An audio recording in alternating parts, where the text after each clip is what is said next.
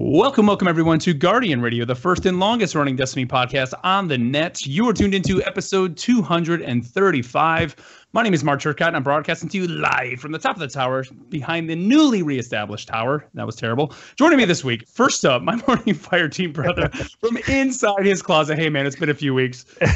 What's up, dude? What's up, guys? Happy New Year. It's been an adventure, to say the least.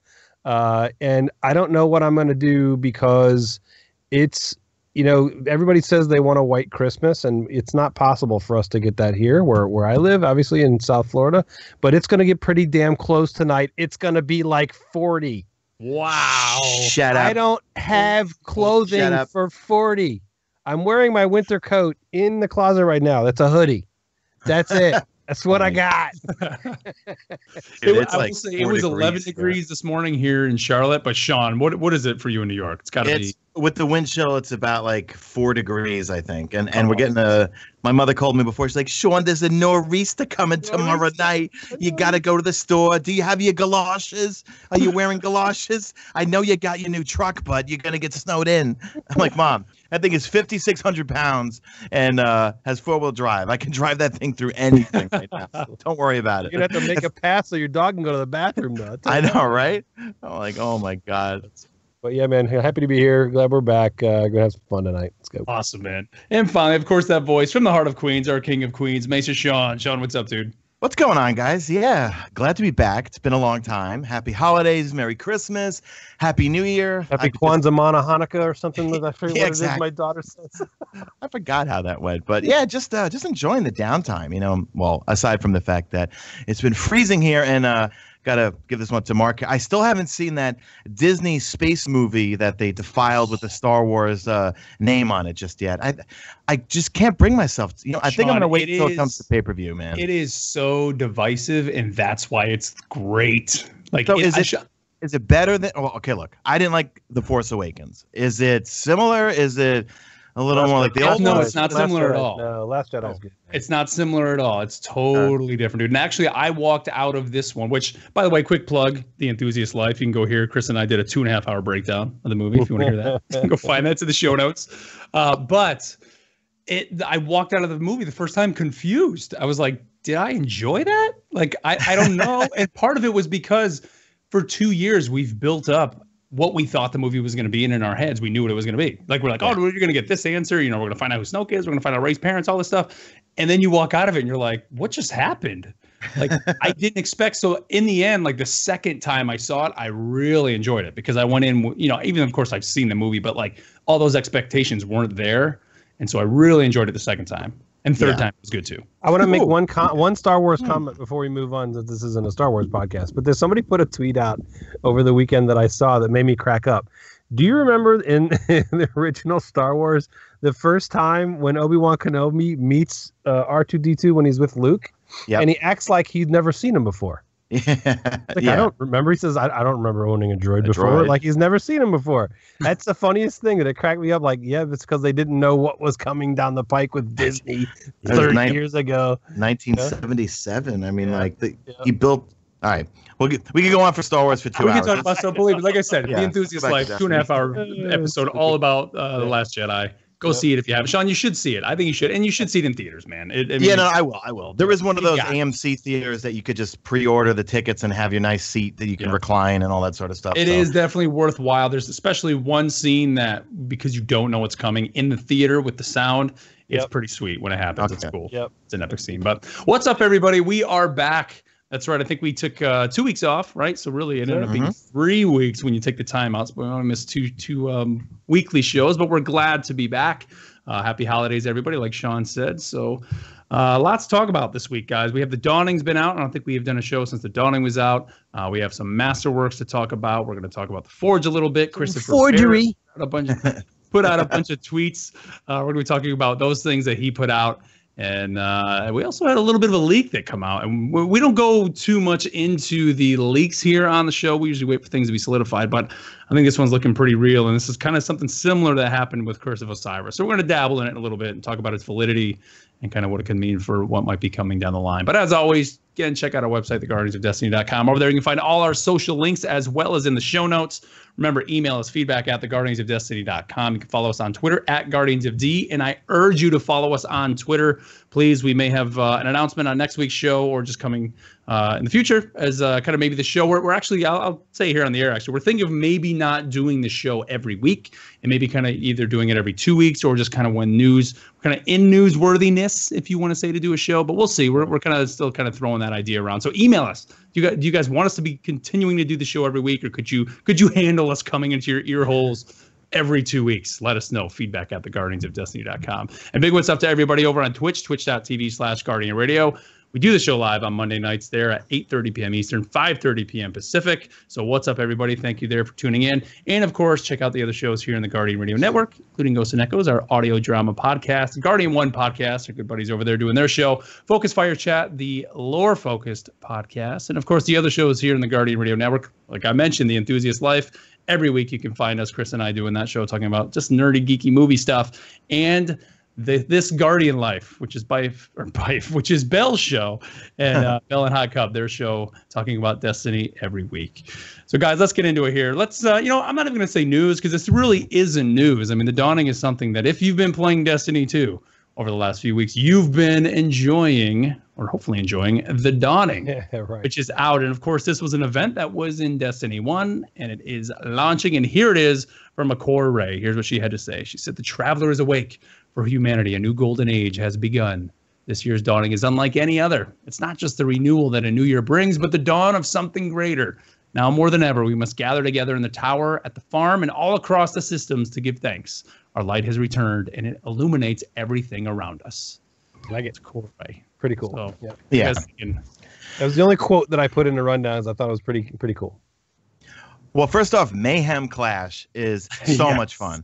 So much fun. And I am that guy. I am the guy that only runs around with Night Stalker, running Way of the Trapper, with Orpheus Riggs, basically running, ruining everyone's fun. And it is so much fun. And it came in handy because I needed to finish some of the forging of the weapons, and to get those paradox amplifiers, best way to do it is to play Crucible, because either every match or every other match you might get 2 of the green ones, you might get a blue one. But man, it was so good to farm for those things, and it's a lot of fun. I tried playing on my Striker Titan and even on my Warlock, and there was a you gotta glitch go going hammers around. On Titan. You gotta go hammers. Yeah, you got to. Yep. Yeah, I did. Yeah. But there was a glitch out there where Warlocks can throw infinite Nova Bombs, but you know what? It's not a problem, because when you run into it, and I'll run into it like every maybe 3 to 4 games, and it's always one guy who sits in the back of the map spamming them, and they end up losing anyway, because I don't know if it's something that they can't really move around because they got to keep doing the glitch over and over. But when I know they're in the back, I just keep launching tethers back at them, pulling them out. I mean, so that works. It's not really a problem. But Mayhem is back. They had these daily gift schematics that you do, and it was something like go and kill 15 Minotaurs, and then collect a few Dusklight shards, and then you get a gift, right? And then after you've done all them, you just log in every day on each character, and you go to see Core Ray, and she gives you a gift. And for me, it's usually always been a Sparrow, a Ghost, some shaders and stuff. I did once or twice get one of the armor drops, and I did get myself the sword a couple times. It's the only weapon that they have with the Dawning. And let me go on record, I have the full sets of armor on all 3 characters, not because I paid for them with silver. No, I used Bright Dust. So right away people are like, well, you must have bought the Bright Dust. No. I have over 400 hours played, which means I've gotten a lot of bright engrams, and I was always using those fire team medallions. So I went into my vault, and I had a zillion, because we have a shader hoarding problem right now. We have no place to put them. And I just went through, and all the legendary shaders that come from bright engrams dismantle into bright dust. All the sparrows that don't have the quick summoning thing on it dismantled. Even the ghost shells that I don't like, I would get a duplicate EDZ one, dismantled. And that I went into the Dawning with over 10 G's worth of bright dust, and I bought them all because Bungie, thank God, because the armor sets, in my opinion, probably one of the best looking armor sets. They rotated each week that you could buy the full set, from the class item, legs, boots, chest, helmet. everything. Because if they didn't do that, if it was all just based off because you have weekly milestones too, where you play some mayhem, then you do some strikes, and then you get a dawning gift. So if it would have been strictly RNG, well, people are losing their minds enough that it's all through Eververse. But hey, you can get the armor sets, or at least I got them just by using Bright Dust and actually buying them. I was going to say, I mean, Sean, I think we'd be remiss if we didn't say that, you're not going to say that you're an oddity with some of the people, because the hardcore, I mean, a lot of people who tune in the show, you're a hardcore player, so they could probably do the same thing. But the fact that you have to play 400 hours to then get that full set, I mean, it's there, right? You can do it if you want to do it and break it all down. But it is, for me, as somebody who's not playing as much as I used to, let's say in Destiny 1, we're not going to go down the road of the hashtag remove Eververse, because that's just ridiculous. But I can see people being upset, and I was a little disappointed. It's like, man, like, really, you had to put all that great gear in there. Now I have, because I haven't been playing tons leading up to this. Now I got to go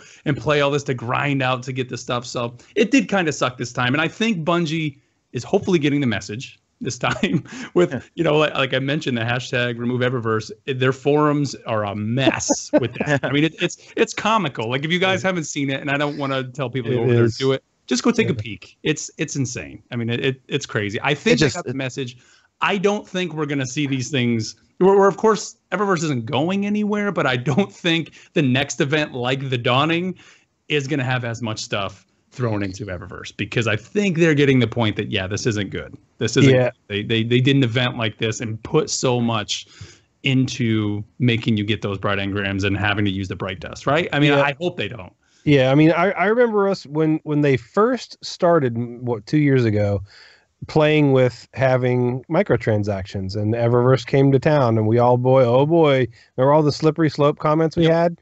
And we were like, well, it's just cosmetic stuff, so no big deal. As long as it's not cosmetic stuff, it's not pay to win, it's fine. The stuff that's in Eververse is still all cosmetic stuff, but that's primarily, but it's the only stuff that you really want to get right now, because there's not, right, because of the rolls, and you don't have the random rolls and the different stuff and the chasing different versions of guns. And obviously, we're going to talk about the Crystal Bear stuff here in a little bit, and I think there's going to be some changes to that, which are going to be good. But the reality of it is that's really the only stuff that you're chasing, and you get everything without purchasing them? Yes. Does it take a lot of time? Yes. So the problem that has happened, which is kind of funny to me, is all the changes that Bungie made to Destiny, from Destiny 1 to Destiny 2, were all changes that we asked for. And now that we got what we asked for, we don't like it. Everyone's complaining. What it is we got a lot of the changes we asked for, but then they forgot to bring some other things over. It's really what it is. Right, exactly. So it's just one of those double-edged swords, unfortunately. But to Sean's point, I'm going to make a point for both of you guys. So to Sean's point, I went in today and I wanted to get the helmets. The one thing that I wanted was from the Dawning was the helmet. It looks really cool on the Titan. It cost 1,200 Bright Dust. I went and broke down all of my shaders and 2 sparrows, and I had 1,300 Bright Dust. Right. And I just bought it. So that is possible. But to Mark's point, it needs to be a little more. It goes to the player experience, right, kid? The player experience for this Dawning event. If that's what it takes is to go in and have to break down all these shaders, what's the fun of that?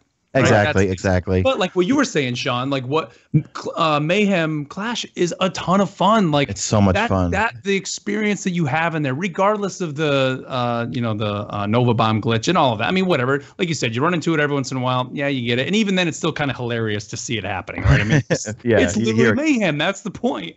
Yeah. But that playlist, please, Bungie, either make it a monthly thing or just keep it in the game. And they're not going to keep it, but. I mean, bring it back frequently, because I mean, like, a lot of people it's so much fun. But just just to chime in on the Eververse thing, also, it's amazing how different communities value different things, right? Right. When microtransactions were introduced, I remember, because I also follow the Call of Duty community, because I love Call of Duty, I love World War II. I kind of tapped out after Black Ops 2 and 2. Yeah. But they're not dropping weapons in there. And I'm not making an excuse or anything, but it's amazing what different communities value. Right. In the Call of Duty community, it was a horror show because people would go in and spend thousands of dollars to trying to get the best weapons, which would come from those advanced supply drops or something. Here within this Destiny community, there's no weapons and nothing to make you more powerful. It's all cosmetic stuff. But then also those ghost shells do benefit you. You know what I mean? You get a ghost shell. Certain places, right.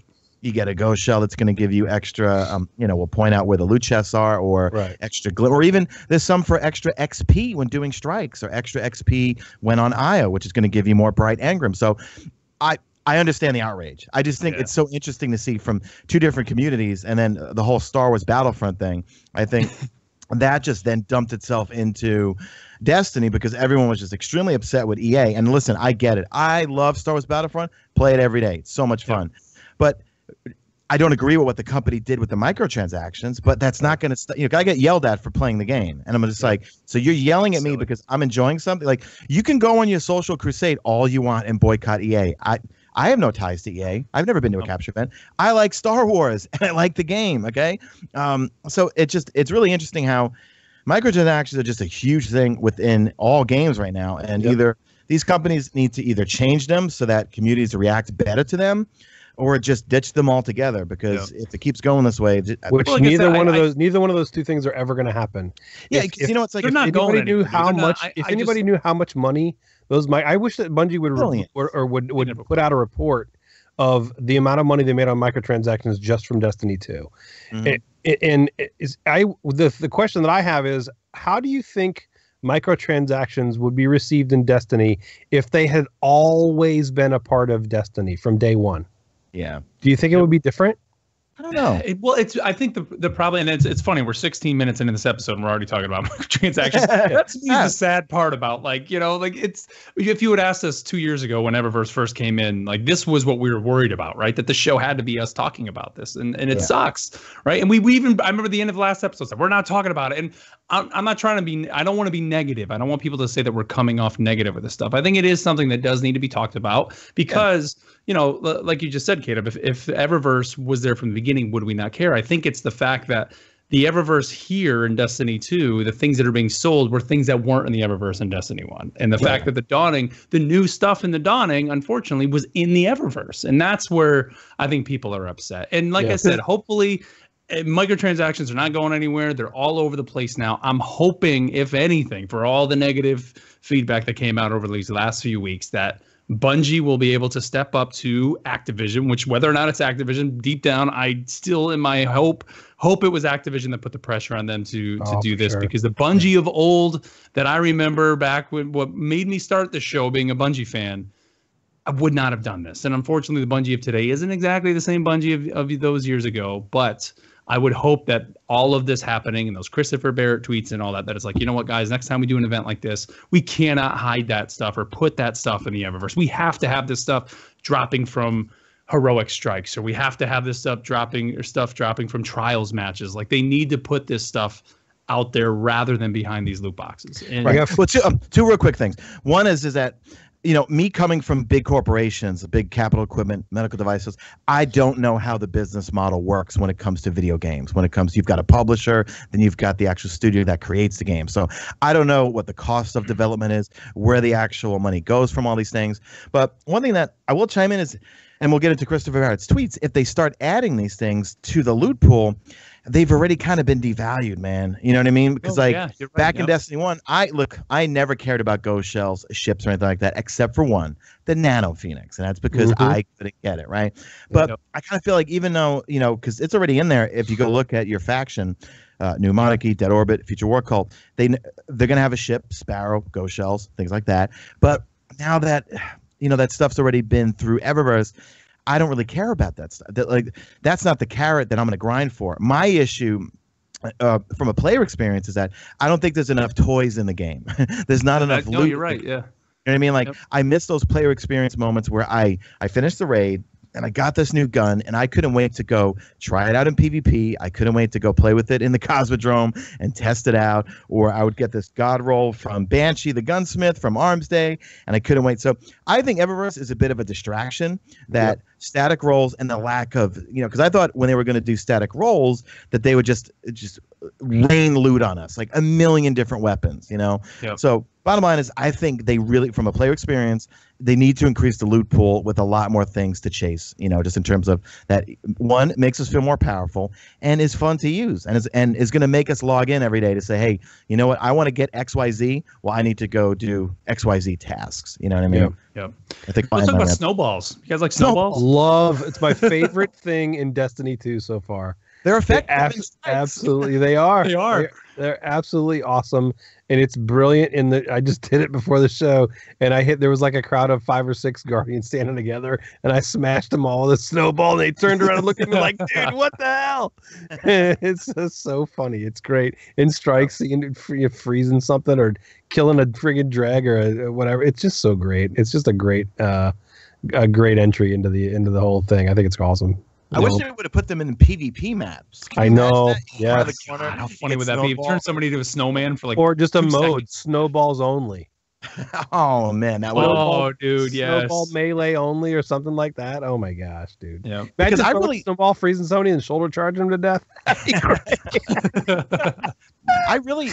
I really thought Sparrow Racing was going to come back. Because when I went to go play Curse of Osiris at Bungie, that one strike, you kind of have a Sparrow Racing-ish part of that one particular strike and story mission. I was like, oh, okay, Sparrow Racing is definitely going to come back. That's a big thing I missed from last year's Dawning was I love Sparrow Racing. And people I used Sparrow Racing to increase our our light level back then. Because remember, Sparrow Racing was giving us helmets and class items that I think the cap was 320 back then, So I do hope, Sparrow Racing should come back at some point. Maybe it'll come back as a different event. Maybe it's not just dedicated to the holiday Dawning event. Maybe we'll get it during the summertime. Hey, it's the summer. Let's go ride the waves. Summer games, like the Olympics or whatever. It's funny, while you're talking about Sparrow, something that I realized a week ago. So I've been on all these different Sparrows that we get now that we get all these Sparrows, and I'm like, I go so slow on my Sparrow. I'm like, why is Destiny 2 Sparrows just slow? What the hell's going on? Well, I figured out this week. What have you been doing, man? I bought a scuff controller at Guardian Con. Uh-oh. And I've got the little... Did you tighten the triggers too much? Yes, I did. Oh, and Kato, are you kidding me? Doesn't go. I was like, couldn't figure it out for the longest time. And it's because I adjusted my triggers on my This guy has been complaining about Destiny 2 Sparrows. I'm like, I'm faster just running. This is ridiculous. What are you talking about? I'm like, I have an exotic Sparrow, but it can't be that much faster. Mark just goes flying by me. And I'm like, I can't go that fast. What the hell? My God, man. My scuff controller, dude. Yeah. A pro tip from a scuff affiliate. Promo code Mesa Army. What I do is you fine tune the trigger so that a fusion rifle can go off. Okay. Once the fusion rifle off, I have no problem with fusions. Okay, then back it off just a little bit more. Yeah. There's this one sweet spot where I remember when I was using them in Destiny 1, you would get it so that when you're holding a hand cannon, you would see the hammer of the cock back, right? Yeah, cock back just a little bit, but you could still just lightly press the trigger for the hand cannon to go off. So just loosen it up just a little bit, and you should be good to go. Yeah, funny, no, man. I know. It's just I finally figured it out. The Monkey King over in chat, he says, my favorite thing about snowballs is the Stormcaller point of view glitch. Makes me wish they added a proper third-person option for PvE, which Monkey King, I've been saying, give us third person. Like, for the longest time. I think that would just change it up and just make it fun. Like, remember when they took away our HUD, we were able to kind of go into photo mode, if you want to say, or whatever. Like, that was so great when you were able to do that. And I mean, how cool would it be if just one day they just clicked on third person mode? In PvE, of course, you're not going to have as accurate a shots with some of your weapons, but I think that would be really fun. I don't know if you're ADSing, you can still, it's not going to pull it back too far. No, it's just like the Division or, any third person game or Gears of War, whatever. I think I love like running around just with my sword hilts. Like, I just love looking at my Guardian. It's the same reason why I love being in the tower. Like, it's just cool to see yourself. Like, that's, I think that would be great. Agreed. Yep. All right. So the Dawning, it is what it is. I know very mixed feelings out there from the community. Obviously, I think more negative than positive. But I will say, Tower looked awesome. Music was great. The first time you log in, it was really cool. So again, the art team and just the design team in terms of the way the models look and all that are fantastic as always. I don't think anybody was complaining about any of that stuff. But let's talk about these tweets that Christopher Barrett put out. Oh, and this was this on Christmas? On the 22nd. I think he put it out a couple days before. Shortly before Christmas. And here's a bunch of his tweets, and we'll dig through these. He says, "Happy holidays, Guardians. I hope you're enjoying the dawning, or at least a bit of chaos and mayhem. There are a few things I want to mention before the year ends. For the upcoming Iron Banner and Faction Rally events, in addition to brand new seasonal armor ornaments, we're adding new themed sparrows, ghost ships, and shaders to the reward pools." I want to say one thing on this. There you go. Right? That's awesome. Ships. I've got a problem with the ships. So, is it me, or is there literally only like one or two cool looking ships? They all suck in all of Destiny 2. They look like bugs. There's just a couple of them. Weird stuff, like the exotic one that sold out of Eververse looks okay. But like and then this one that she's selling this week is just a reskin of one of it was like the New Monarchy ship. I forget what ship it was, but I don't like any of the ships. I don't get it. No.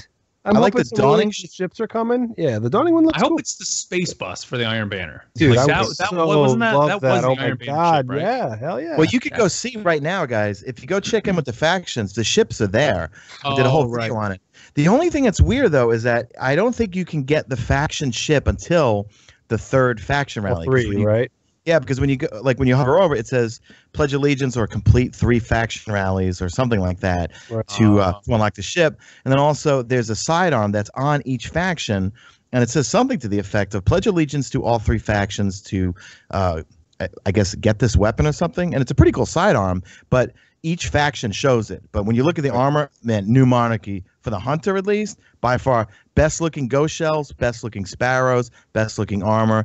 New Monarchy, I think, is going to win this next faction rally, which I believe Deej or Christopher might have confirmed that Iron Banner and faction rallies will be coming this month of January. Yeah, January for sure on Iron Banner. I know that. Yeah. Okay. But yeah, I just want to say on the ships, so this is all good stuff coming from him. The fact they're putting it in the reward pools. I mean, that's it. That's all we needed. That's all we needed for the Dawning. All that stuff should have been this. Put it in either the Mayhem Clash or Heroic Strikes. That would have been great if that stuff was in the reward pools. Yeah, put the cooler. We need. Put the cooler stuff that is unique in the loot pool. You know what I mean? Keep the generic ships and generic ghost shells and generic stuff in, Eververse. But for something that's unique, like a future war cult or New Monarchy, like the New Monarchy, I'm telling you, New Monarchy, I can't keep talking about them. The ghost shell has a big lion on the front of it, but stuff like that. It's not a round puffy one. It's not a round puffy one. I guess you watched my video. I can't stand the puffy ghost shells. I don't like them either. I don't like them either. But like you see something, and that's why, like, if they add stuff like that to the raids or to the raid lairs, it was like the Nano Phoenix. That was that badge of honor. Like, whoa, that dude played a lot of Wrath of the Machine or had really, really good RNG because they got the Nano Phoenix. Yep. God, I cleared that raid 50 times and I never got it. And I finally got to where I was like, all right, I'm not chasing. It did it like Galahorn. I'm not chasing anymore. And thankfully bought it from Sir. You bought it from Sir? Yeah. And mine says made in China on the side, but I got it. Oh my goodness. But yeah, so I stopped chasing it too because that was just so hard. That RNG was brutal. But yeah, but again, that was a carrot that I was chasing. Yeah, that keeps people playing. The only way you could get it was dropping from doing an event, and that's really cool. Now they did confirm too that is coming in January, right? Iron Banner, I think it is. Iron Banner in January, yes, absolutely. Yep. Yeah. Let's see. He says also early next year we're refactoring raid itemization across the game. The most difficult activity should be the most rewarding. Now the issue I have with this is up to this point. I mean, if you were in a clan and someone in your clan was finishing the raid, you're getting the raid gear. Right now, to me, are we introduced? The only way to really make this or incentivize people, I think, really is to introduce new raid gear and then lock it behind the raid. Where if they just say, okay, we're just now, you can only get it from finishing the raid. It's like, well, that's great, but I have all this stuff. So here's what I think you should do on that. So I love the clan stuff that we get because it's just like, look, if I didn't have time to play this week because I'm cool. Slammed, no, it's cool. Yeah, I get to go in, I get a couple things, and it's awesome. But what should happen with that is you can still get those clan rewards from your clan doing the raid, but only if you have at least completed the raid. Mm-hmm. So if that's you good. have Yeah, that'd if be you cool. have completed the raid, then anytime your clan does it, you can go get that engram. But if you have not even completed it, you are not eligible for that clan raid engram. Well, you know what? If we read into this, the most difficult activity should be the most rewarding. Well, what if they made a new raid set that, hey, not only did it look different, it had raid perks on it, okay? Because we know Masterwork armor's coming.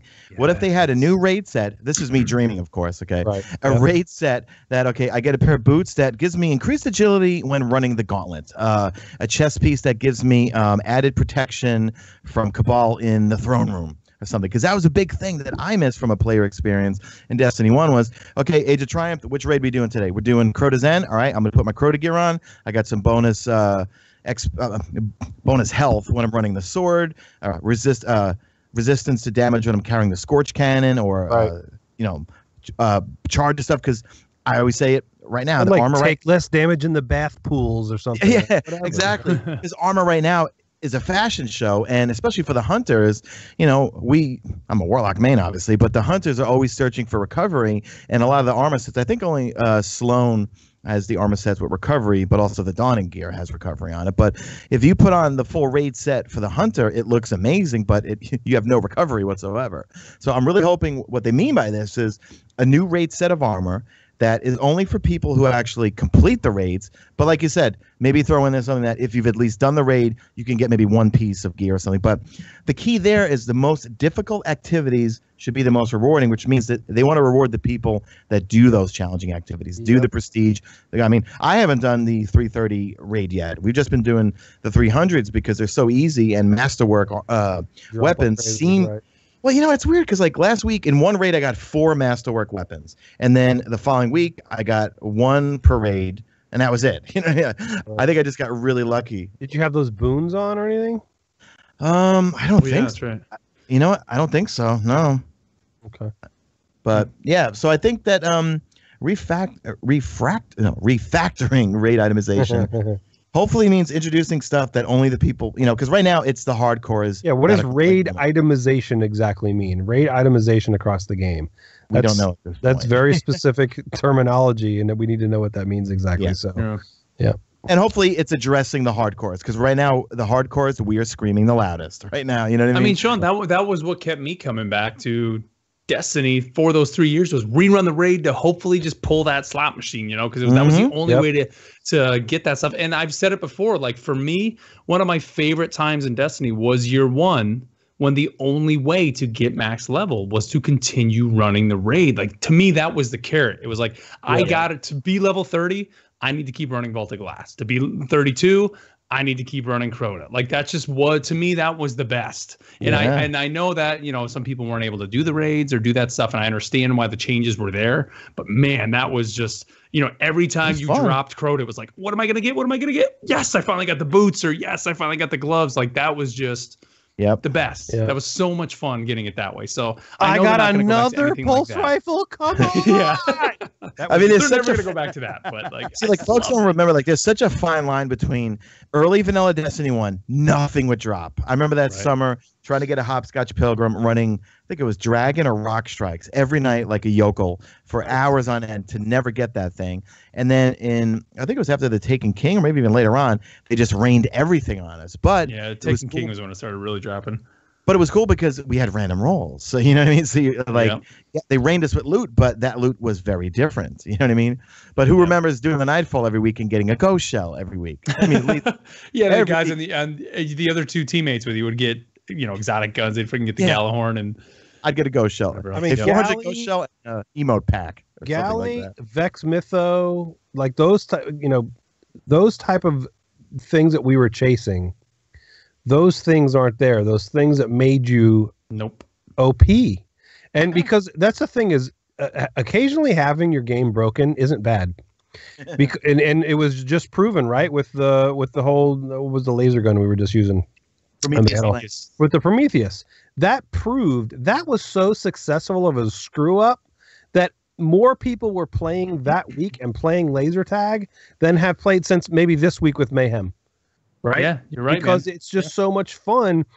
Give me a carrot on the end of the stick that's going to make me OP as hell for a week. I'll chase it.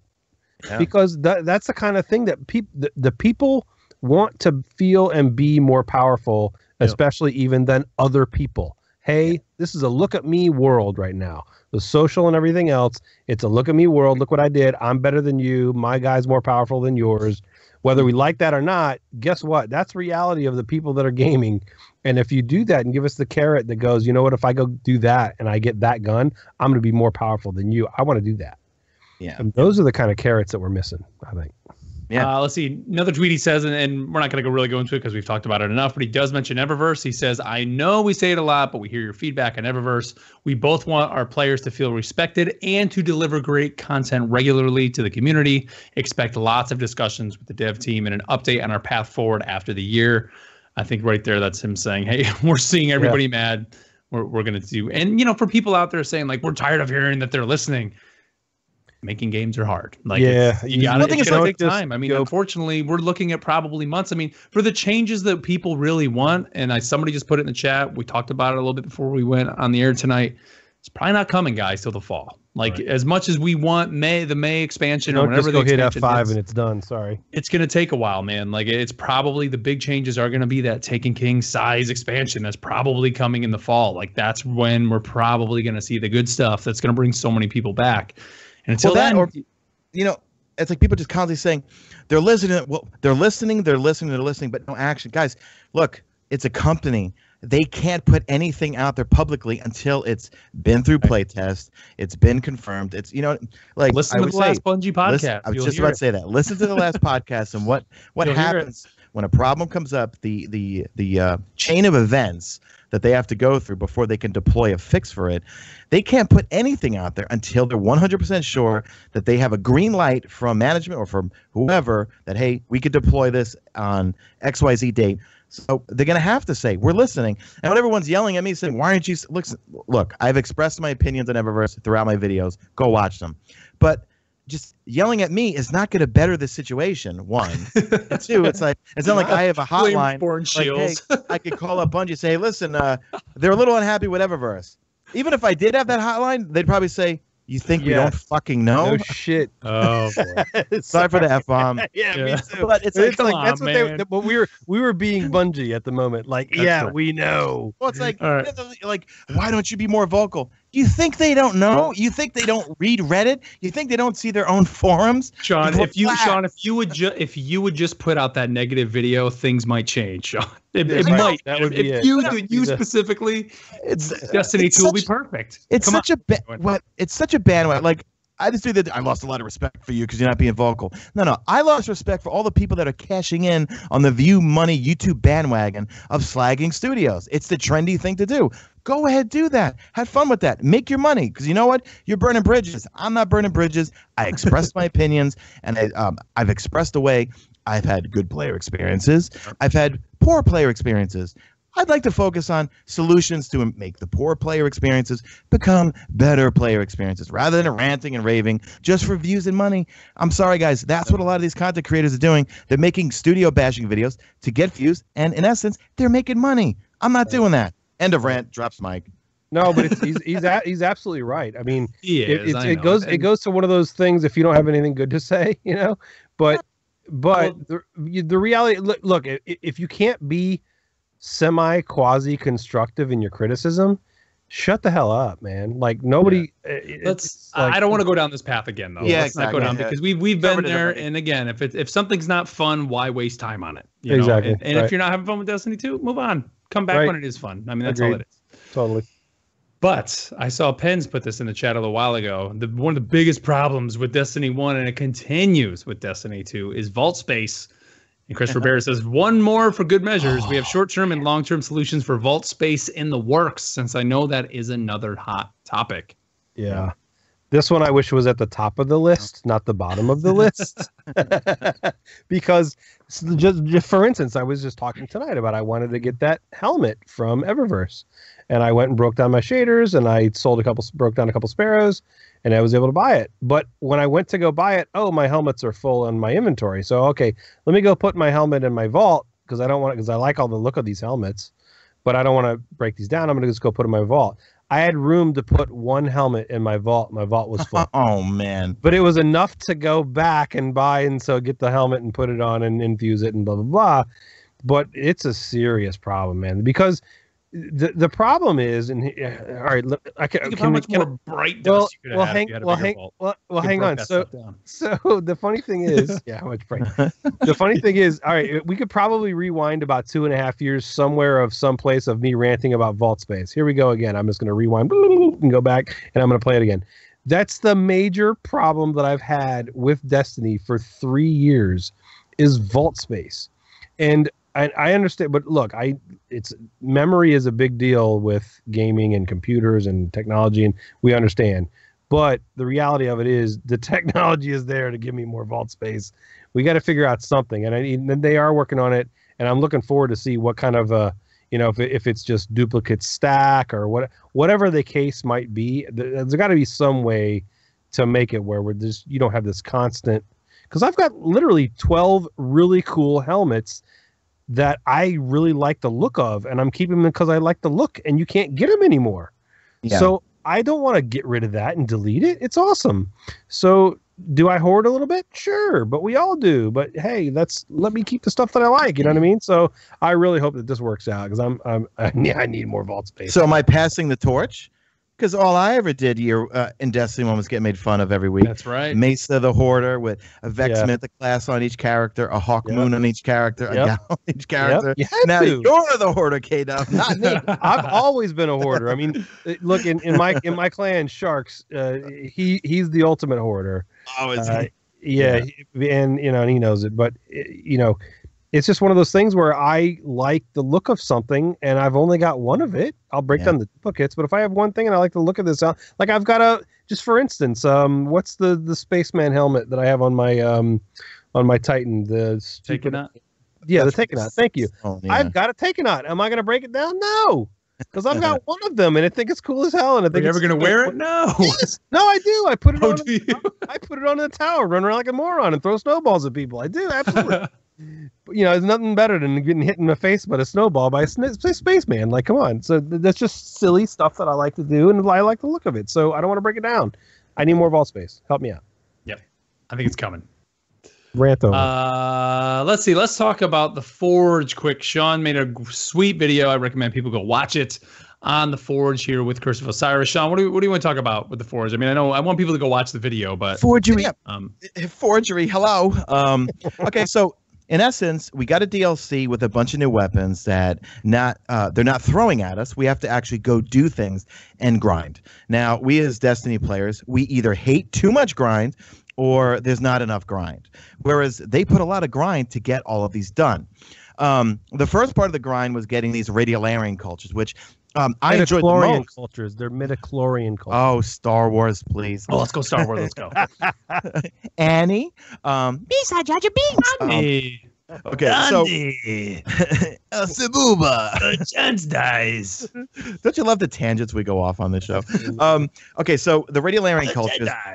That was a cool experience because I could do that in the more reasons you give me to play the various activities in the base game, I'm all for it, right? So you can get those from high value targets, public events. You can get them from just getting a map from Cade 6 to get those chests.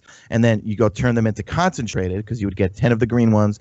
You can then trade it into Brother Vance and get a blue one. Paradox amplifiers, you could either do two things, play PvP or you could do strikes. Strikes, I like the strikes, but because we're in vanilla Destiny 1, you're playing the same 5 or 6 strikes over and over, which definitely gets exhausting and time consuming. So overall, I like the fact that it's a system and process that forces you to go do things within the game if you want to get said loot. Okay, step in the right direction. Then when we get to the loot itself, the weapons are not bad. Am I going to replace my Nameless Midnight? Am I going to replace my Better Devils? Am I going to replace? No, I mean, like, right now was my disappointment in it. Okay, yeah, we're gonna get to that. So, like the Scout Rival, it's a high impact. It's got Outlaw. I like it, but do I like it better than my Nameless Midnight? No.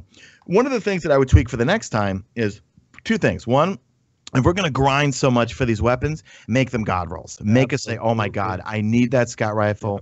I need that hand cannon," or take it a step further because, like I would say, D2 is going to evolve like Destiny 1 is, right? When we forge next time, or we have some sort of process, okay, expand it so that all the materials come from all over the place. Throw in lost sectors, throw in other things, throw in patrols, throw in adventures. Got to do adventures and you might have a chance to get something. But at the end of it, when you get to that carrot, give us 3 choices like Arms Day. Do you want a scout rifle with XYZ perks on it? Do you want a hand cannon that maybe you could choose a different type of reload speed or something? Do you want a Masterworks version? There's a lot of places they can go with this that I think we're just seeing it just in its initial, I guess, infancy, if you want to call it that way. I'd like to see it come back, but just a little bit tweaks so that you literally have to do everything in the base game, like adventures and lost sectors and things like that. But then also the chase for the weapons, make them god rolls. Well, let me add something to that, Sean, real quick. Yeah, go for it, man. Here's an idea that I thought about that I thought would be really cool. So you've got this ultimate grind that you have to go do to get these weapons, which I think we'll all agree are not top tier weapons. They're good, but they're not top tier god roll weapons or stuff that it's not going to replace the weapons that we use that are at the top of the meta, right? And obviously meta changes, whatever. But I think what would have made this really, really cool is if this was the only instance when you forged your weapon, you got to choose what perks went on it. Yeah.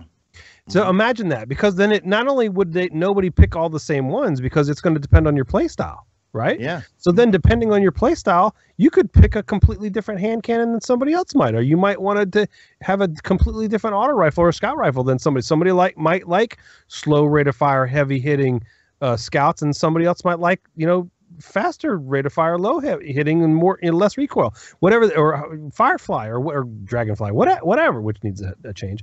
But imagine if you're forging a weapon. If I'm forging a weapon, how come I don't get to choose how it is being forged and what it plays like? That would be a really, really cool add-on, and would have been a crazy carrot on the end of the stick to go, fine, we have dude. Like, we have true crafting, but with mods. Right. And well, we don't have random rolls, but if you go do this crazy activity and spend all this time, you can craft your own and pick your rolls. Yeah, I would love that. Been ridiculous. Yeah, that's what I said in that video today was, what, perhaps they have 3 different versions. One could be more towards PvP. So a PvP person could then focus on, Sean, that would be great. You know what, let me grind this because this is going to benefit me in PvP. And then there's 1 or 2 roles that's going to benefit me in PvE, or maybe one that's going to benefit me in the raid in particular. And even be able to rerun one of them to get a different role for it. Exactly. It extends the carrot, extends the carrots. Right. And I thought it was really cool at the end when you complete all of them, you get the Sagira Ghost Shell, which is an awesome ghost shell, but it's only for Mercury. Like, it really benefits you on Mercury. It will spot resources and chests from 75 meters out. I would like to see more things like that. Exotic shells that have really cool perks in them that come from inside the game. So I was really happy with that. There was the Saint 14 shotgun, which everyone was going crazy over, but it's really no different. Baby. It's no different than Hawthorne in terms of stats. And personally, I think the Raid Lair shotgun looks cooler. But, I look, step in the right direction. I would like to see how this process evolves with future DLCs, future expansions, and so forth. Yep. There's definitely some changes I can make to make it much better. And again, keep your feedback coming, guys, because we know they're listening to all this. I mean, people say, they're not listening. They're listening. So keep it coming for sure. Finally, real quick here, before we get on to some emails, let's talk about this leak. The God of Mars DLC info. This was put up on PSN. Was it in the US? And I think it went up on a Japanese site. Originally, it was on a Japanese site, and then, but then Reddit picked it up, and Twitter picked it up, and then, Yep. And so here is the description. It says Destiny 2's expansion 2, God of Mars, sends your guardian on a long journey to a brand new destination, the frigid Veil of Mars, with an array of new missions, adventures, and enemies to fight. Charlemagne has reawoken on Mars and has imprisoned Rasputin within an ancient vault. Work with the elusive Anna Bray, long thought to be dead, in order to combat Charlemagne's remnants, free Rasputin, and uncover the secrets of Clovis Bray. And the features they say: explore the frigid veil, a new destination that conceals the mysterious Clovis Grove and Charlemagne's vault beneath its surface. New story missions and adventures, new themed weapons, armor, and gear to earn, new cooperative activities, new competitive multiplayer arenas, and new enemy faction and bosses. And they also said nanites in there. And nanites. SIVA might be involved in this. I heard that the title's correct, but we're not 100% sure about the actual details. I think Unknown Player put out a pretty good video breaking down. He does a really good job of finding stuff. Unknown Player is my scientist. Yeah. Andrew, love Andrew's awesome. Andrew, he will find anything and everything, and he did a pretty good job breaking down. I think the details might be made up, but I think the title is definitely going to be Gods of Mars. I think so. So yes, absolutely. We'll just have to see how it all pans out. I mean, that was a screenshot that wasn't supposed to be made public. Mm-hmm. And it was a screenshot of both the DLCs, by a company that's going to be selling the DLCs. I think that stuff was real. Whether the details of what's coming are real or not, it seems pretty legit, man. I think maybe do we need to call Jason Schreier? I don't know, but it all seemed, our good buddy Jason Schreier. It all seemed pretty cool, pretty legit. I think it's reasonably accurate. I really do. So we'll see though. Mm-hmm. If the details are for real, there's got to be a raid layer, right? I mean, come on, man. I mean, the details that were on this list don't list that, but I think we would hope or assume that there is one coming. I don't know. They did confirm that though. When they brought out the first raid layer, there's another tab that's completely grayed out of the raid menu. So we will definitely be getting a raid layer getting that, with the next DLC. So I don't know. We'll see. Hopefully the Frigid Veil or whatever that new destination is bigger than what we're getting on Mercury right now with Curse of Osiris DLC. But, the only thing that I want to say about the Mars DLC, and it's on the ice caps of Mars. I think we've confirmed that part. I think that's accurate. We got to get Hargrove on the show is what we got to do. We do. But I'm kind of, so art and color and those type of aesthetics are really, really great when you're talking about a visual game that we play. I want Mars to be red, bro. I understand that that's ice caps, and I get it, and I understand that that's real. But I hope that there's expansion into the rest of the planet where stuff gets red. Mm-hmm. You know what I mean? We get the red sand, and we get the different. I just really hope that it is. I hope it's not all frozen tundra. You know what I mean? Like. Yeah, there is a way to get maybe there's a drop point somewhere where it is. Yeah, we got to get out of that ice cap thing because that could be anyway. You don't even feel like you're on Mars with all ice caps. With a name like Frigid Veil, I don't see us seeing any red. I know, man. I don't know. Unless we go down on the ground. Of course, if you go down on the ground, if supposedly into the vault, you'll get it. But of course, it'll be dark down there. I don't know. Because we have the loading screen for Mars right now because that one PvP map takes place over Mars. Right. True. You guys ever noticed it? That's another thing. Unknown player pointed out. Okay. But so who knows? Maybe we'll see some redness on Mars, but who knows if. I hope so, man. I really do. I hope worst case, there's expansion or something that goes into that because it's just that you can't have an epic location like that be limited to a frozen tundra. I really hope it's not. I really do. Oh, what about this?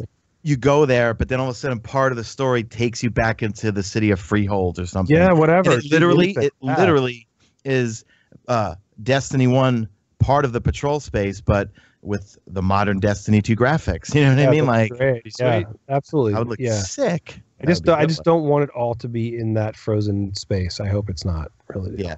Because you got to wear your galoshes in the snow. That's right. I don't have any galoshes, damn it. All I got is flip-flops down here. I live in Florida. On your raid shoes and glasses. All right. Well, let's move on here to our emails, guys. Remember, email us feedback at theguardiansofdestiny.com, just like Garuda Knight did. And he says, Guardian Radio, thank you for all you do for this community. Keep up the extraordinary work and keep sharing the light. Here's a few thoughts that I wanted to get your input on. Light is what makes us Guardians. Well, Guardians. The weapons of Destiny are unique, interesting, and fun. The weapons keep us coming back for hours upon hours to shoot space aliens and fellow Guardians in the face. However, isn't it our light that makes it possible to fight back the darkness? Yes, Destiny is a looter shooter, and yet it isn't just the shooting that makes the game great. I'm talking about supers. Super abilities that wreck and destroy enemies and frenemies alike. There is nothing better than causing mass destruction or watching Guardians run the other way in the Crucible when they hear your super being activated. Thank you, Bungie, for bringing back Mayhem. How much more satisfying would it be if there were more mechanics that allowed us to combine the light of our supers to finish off a campaign or raid boss? Or maybe we would have to generate orbs that would then be used to charge up a weapon that then is able to damage the boss. How much more epic would it have been if we had to combine our light and power with Osiris to defeat Panoptes with a super the likes that has never been seen before? Would that not be legendary? Absolutely. Thank you, Ruda. I love this idea. There's other games that you can do. I think it's one of the superhero games that we were playing, Mark, where you can combine supers, and it's just it was the DC one, I think. Oh, DC Universe Online. Yeah. And you can combine supers, and it makes an ultimate super. You know, like the Holy Trinity absolutely, of the. That's what I think everybody kind of wanted when we heard of the classes and all that in Destiny. And the original Destiny was, oh man, maybe we can really use them. And to some extent, it's more just kind of like a what do you want to say? Just a useful tool, you know, using someone like the Bubble, the Ward of Dawn, and all that. Well, but imagine if a Titan Smash with, you know, a Titan Smash goes off, and as it's going off, and it's got its little pulsing that's going on, and you hit them with a Nova Bomb, it does quadruple damage or something. If they're inside of your, you know, whatever, just the combo thing, I think is a great idea. I really do. Well, that or like 3 Striker Titans when they have the supers combined together to create something that smashes the ground, and all of a sudden you have the ground all of a sudden disappears underneath parts of it, or 3 Stormcallers get together, and then a huge lightning storm comes down and takes the shield down and does massive DPS or something. Yes. It's a great combo idea. supers is just it's always just look, again, it goes to being more powerful, right? Yep. Anything that makes you feel like a freaking monster is awesome, and I think that would be great. So yeah, I think that's a great idea. I hope that happens. The problem is, the only issue is making it to where, okay, we just go pwn the boss, you know, in 10 seconds and it's over. But so does then that give the boss a mechanic to have some sort of defense against it if you don't play it right or something? You know, there's got to be something. That's what makes it so it's not so easy to go, hey, let's just combo supers and we can just go demolish the world. Great. All right, now you're done. That took 4 minutes to do that strike. Now what? You know, so, you know, it's just got there has to have some balance to it, which is always the ugly B word in Destiny, right? But I think I love the idea. I wish that there was a way to make that happen, because it would be really, really fun. But there has to be some sort of counter to the enemies that you're fighting doing that, where it can't just be 100% success rate. Let's just do a combo our supers and everything's done. Yep. It's got to be some skill and crazy things you got to do to make it happen. So, which Bungie's good at. So I don't know. I would really love it though. Cool idea. Let's see, next email comes to us from Craig, and he says, "Hey guys, I want to hear your opinions regarding our Guardian's voice or lack thereof. That cutscene, you know which one I'm talking about, during the Osiris story was the most awkward scene I have ever witnessed. Surely it can't be that hard to give our Guardian a few lines here and there, or at the very least, if they're going to continue to make us silent, don't include a cutscene that looks like a two-way conversation, but with one of the voices removed."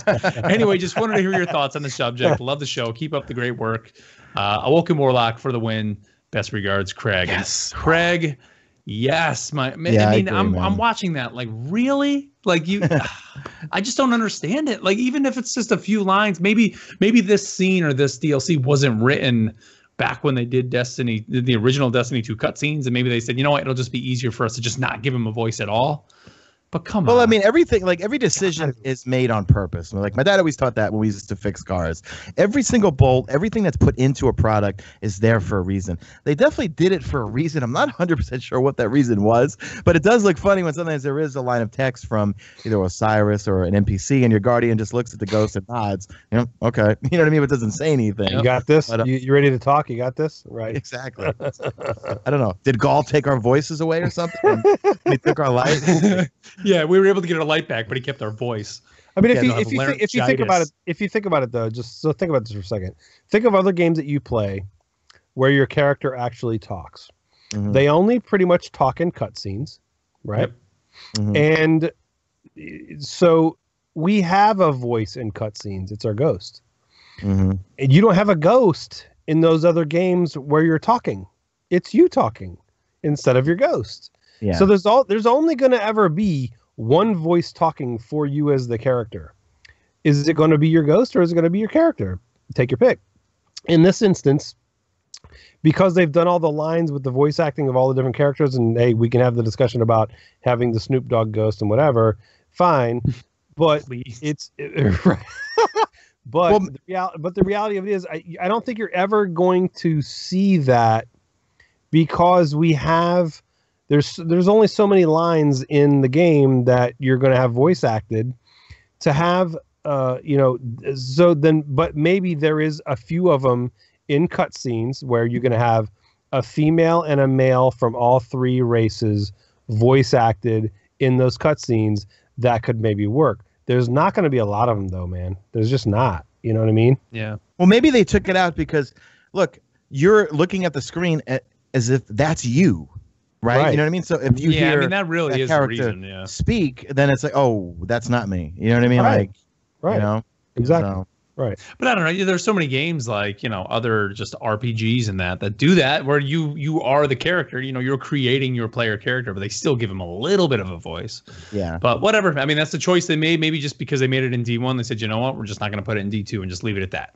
And that's kind of the reason why they went with it.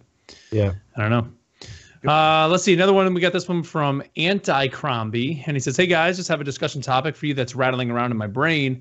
Do you think or feel that some of the inconveniences that were present in Destiny 1 inadvertently created a closer community? Examples I like to see now. Where is There were websites that updated this every week. LFG sites, self-explanatory. Single fast travel points on planets. This created short videos to show where certain enemies or events occurred. Inventory apps, so you can switch between weapons easily and on the fly. DIM still works. And the public events tracker, because there was no way to determine where or what events were coming in a given area. All of these third-party sites and videos and apps were created by the community because they were community-related inconveniences. We all responded well to these sites, videos, and apps and returned to them weekly. It created trust in the other players around the world. I think the Rise of Iron development team understood this really well when they developed the ridiculous requirements to get the Outbreak Prime, knowing full well that the community would band together to solve that problem. Or maybe I'm just crazy and overthink this stuff. Thanks, Anti-Crombie. Man, you're not overthinking it at all. I mean, I remember us talking about this on the show before that. Like that, if it wasn't, the fact that we didn't have guided games or any LFG within the game, that's why people had to go outside the game, and that brought the community that much closer together. That's why, Sean, I mean, you do your videos every week, your reset videos and things like that, because that's, people want to go out there and get that information. They trust you, and they built that trust from your Arms Day videos from D1, things like that. Like that's what brought this community together, was people, being able to. Sean literally asked the question in one of his videos this week of, do you want me to keep making these videos? Well, yeah, because it was like they started doing resets on each destination and tower vendor that sells weapons. They'll sell one weapon per week. So I was like, this is kind of my new Arms Day, like, because my audience, like, I don't focus on other people, I focus on my audience. So that's why I always ask them, do you guys want me to keep making these videos? And apparently a lot of people want me to. So expect one tomorrow when we the servers come back online, because they'll be going down tomorrow from 7 a.m. to 12 noon Pacific Standard Time. Hot fix, yes. Hot fix. And I'll have a video out on the hot fix, of course, too. But I actually, so by the way, as far as inventory apps, DIM, they're good friends of ours, and they do an amazing job. And not only can you use DIM for all those inventory apps and switching weapons and doing all that stuff, they even have it now where you can check out your Masterworks process, progress, excuse me. And so check out, if you don't have Destiny Item Manager, DIM, go get that. That's a really good app. It's the best out there. Those guys are awesome. And so check that out. But I agree with you sort of on this, though, because it was the problem that we're having with the Destiny community today is obviously negativity, because some people are unhappy about things. Okay. But the reality of it is if we had all of these other things still going on that we went to go check, instead of having Xur just fed to us with a location, is that part of the problem, or is that just ancillary? I don't know. I mean, LFG sites were always there, but they were never popular because it kind of sucked, because you were LFGing and then you got some people that you didn't get along with, or they thought you sucked, or you didn't have galley, or whatever the case was. LFG sites have been, mixed at best. So I don't know. I mean, I think there is some validity to what they're saying. And yes, we had a closer community then with all of these things. So I think there's a mix of yes, that's part of it, and other parts of it are not so much. But I love this email. It's a really, really cool email. Yep. Yeah, definitely. Let's see. We got one more here, and this one comes to us from Tyler, and he says, "Hey guys, Tyler the Titan here." Awesome, Tyler. He says, "I was on the call-in show before the Destiny 2 launch, and this email is basically me letting you guys know everything you've done for me." He says, "Sorry about the serious topics. Recently, I've hit a bit of a rough patch. The fiance and I split, and recently my workplace seems to only be getting worse. It's under new management with a boss that has no regard for people. The only thing that seems to have always been there for me was this show and this community.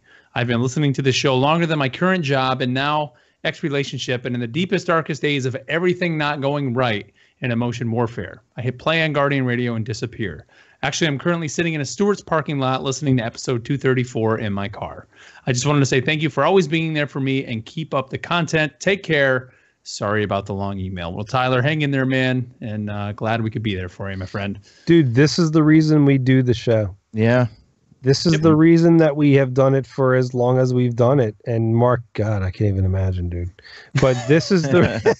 but this 5 years very soon, my friend. 5 years very soon. But honestly, that's that reason, and some other friends that we've had that have had struggles in the past. If we can help you get through something, if we can help people be happy about something or look forward to something. I remember the days of just being somebody that was looking forward to Guardian Radio. I do, and I get it. So we get it. Believe me, we do. No matter what's going to change with the show, even if we go to every other week, or if we go when news is popular or whatever, we're still here. Send us emails, and for God's sake, send us speak pipes. Nobody does that anymore. Well, yeah, that's kind of me being lazy. But we could totally. Literally, dude. I loved those, man. That's where we met Ed. We met Ed from a speak pipe, man. Yep, I know. You know what I mean? So, but please give us feedback. Give us topics you want us to talk about. Give us information that you want. Give us something to create, and we'll create it. So, dude. So, thank you very much for your email. You're the reason we do this. So just believe that and keep keeping on, and we'll keep. I think, yeah. I mean, real talk here. Not that we're ever not talking real, but right now in the Destiny community, it is a trying time. I guess let's put it that way. Of content being obviously somewhat slim. I mean, we just had new expansion come out, but I mean, so many people have once again fallen off. And I mean, I'm gonna even say that I'm almost a victim of that. Where for me playing the game, that carrot is not there as much. But the thing that has always kept me coming back is the friends that I would play with. But then also an email just like this from you, Tyler. We need these emails just as much as you to get through another episode. Motivate us as we motivate. Yes, I mean, really, that's literally what we need. Is we need some sort of motivation. So I mean, topics are the best thing. Email us what you guys want us to talk about. Feedback at theguardiansofdestiny.com. That is what we need, honestly, to keep going. We're not impervious to being downtrodden either. Yeah. Really appreciate that email. And Tyler, man, people ask me, why am I always so positive all the time? It's just because I grew up in a rough household, right? In my household, with my militant Navy father, the glass was always half empty. So I live my life. The glass is always half full. And whether it's what you're going through right now, things will always get better. And I found in my life, when I tend to focus on the positive, the negative stuff all tends to get worked out. I read this great book. I read this great book called Enlightened Leadership, where it was like a circle with a triangle in it, and the goal is at the end. The negative stuff is off to the side. If you focus all your energy on the goal of what you want out of life and what you want to achieve, the negative stuff tends to work itself out. If you put your energy into the negative stuff, you get drawn further away from the goal. You know what I mean? Yep. So my advice, just live your life in that things will get better. And when one door closes, many other doors will open up. And sometimes those doors are a lot better than the other ones. Absolutely. Yep. And it's funny, Sean. I mean, that's what I think over the last few weeks here. I don't want to say the last few weeks, but like the month ago, 2 months ago, when we did the show where it was us all just basically telling people to calm down, right? And people can call all your Bungie shills and don't you talk down to us and all that. And it's like what Sean just said. That's kind of why we did that. It was like, if you're putting that much energy into something negative, like there's nothing fun about that. Find the fun in life. Like to me, that's what I've always said. Is like if you're not having fun with something, why do it? Like do something else. Find something that's fun. If you're a troll, I'm gonna troll you. But you know, because I don't care. Because I don't said this before. That's the funny thing. Yeah, we live in a society of recreational outrage. There's people that wake up that are unhappy with their lives. They get on Reddit, they get on Twitter, and say, "All right, what can I be outraged today?" Well, Destiny and Eververse is a thing. They can wake up every day. They can make a post on Reddit and get all upvotes and have everyone else basically toot their horn and say the same exact thing.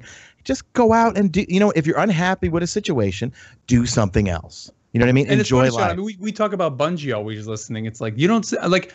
Honestly, I agree with when I see the criticisms of Eververse and the criticisms of the XP stuff. I get all that. Yes, you're right. You guys are all right with some of that stuff. But it was like I couldn't get myself worked up, and so I would find that silver lining, find the fun in Destiny, and go. At that point, I hadn't finished all the adventures, so I'm like, well, you guys are over here screaming about this. I'm gonna go finish all the adventures I didn't do in the game, and those were kind of fun to play. So that's why I did it. You're pitching on the forums. I'm gonna go play a video game. Yeah. Well, that, and I think it's also very important to play other games, man. I mean, look, Star Wars Battlefront 2. Everyone hates it because of EA. I don't care. I love Star Wars, and it's a beautiful, fun game. And I waste people, and people could say it's all about the buying of the star cards and everything. Listen, I get wasted by people who got it for Christmas with no star cards. It comes down to the same basics of multiplayer: map awareness and gun skill. Not that I have all of those, okay? What I'm saying is that play other games because for me at least, it helps with burnout. This whole summer leading up to Destiny 2, I was glued to the Division hours. You want to talk about a time eater? I was nonstop glued to that game. So I feel it's healthy if you're a gamer and gaming is a big part of your life. Play other games, and it really will help with the burnout. One of the best tweets I saw over the holiday weekend, which was it was just hilarious, was, "Dad, what should I get or do during Christmas?" He's like, "Hurry up and go pwn all the Christmas noobs that don't know the maps yet." Yes. It was so great. I mean, I was grinding a bunch of strikes for those paradox amplifiers, and I was seeing people of 302 light, 306 light. I mean, they clearly were new players. You know what I mean? Like, it wasn't a bunch of 335s. We all waste to Boston. I was reviving people. They know because they're Christmas noobs in all the games. And it was Battlefront. I think that was actually about Battlefront. That tweet that I saw was so hilarious. It was a dad saying to his son, "Go crush all the noobs before they know the maps." I do want to say, Tyler, too. Yes, I remember you were in Schenectady because he was from where I grew up. I remember he was the one that was in downtown Schenectady. I grew up right outside Schenectady in New York. So stay warm up there, my man. I know it's freezing up there. You and Sean can keep your cold. I know, right? The little bit we had here in Charlotte has been terrible. One quick thing, too. Speaking of just fun, we're talking about playing other games. My son, we got him the PlayStation VR for Christmas. Nice. When they bring back Sparrow Racing, oh my God, VR, man, because the X-Wing game in Battlefront, the VR mission in that is incredible. And I would love, because I was trying to think where in Destiny would VR fit. Riding a Sparrow through a level in VR would be incredible. So that Bungie, really, please, I'm not a VR guy. I would probably be down for that. Dude, I would have to have guns. Like, don't make it stupid where we're running around with our guns. Just put us on a Sparrow and let us travel through those environments. Mario Kart That'd with be sweet. VR, dude. I'm down. I have to have a trash can next to me so I can vomit between races. But I think you're really, dude, that's a really cool idea. I really like it. Awesome, we love, because think of that, just being able to see all the art assets and everything on every environment, but just be able to fly around a Sparrow with and maybe every once in a while an enemy shoots at you, so it kind of freaks you out. But I think that'd be awesome. So please, Bungie, make that happen. When we were playing that, and then there's an Eve demo too. There's an Eve thing where you fly in a ship, and it's just like, God, man, to be able to fly in a Sparrow or ride in a Sparrow would be so cool. Yeah. But all right, boys. Well, that's it for us. Remember, email us feedback@theguardiansofdestiny.com. Give us all your feedback to this episode, as well as some topics. We need your topics and just things to fuel this show here in the weeks to come. Like I said, follow us on Twitter at Guardians of D. It's the best way. As of right now, we are planning on doing a show next week. I think we're good to go next week. Yep. But and we're gonna just kind of play it by ear. I mean, we'll see every week what's coming out because right now we're just kind of in a lull, guys. And if there's not a lot to talk about and you guys aren't sending us topics, we were thinking about just maybe skipping a week. And I think back. the next Bungie weekly update this week at Bungie is going to be. It's when they're going to come back on Thursday, right? Yeah. So hopefully, so we'll have at least that to talk about next week. I think we're going to have a lot of info. I really do. What you guys got? Anything you want to plug? I want to say that I have to go turn the heat on because it just got to 55. Shut up. 55 here. I have to go turn the heat on now. Oh, God. That's too funny, man. It is freezing here.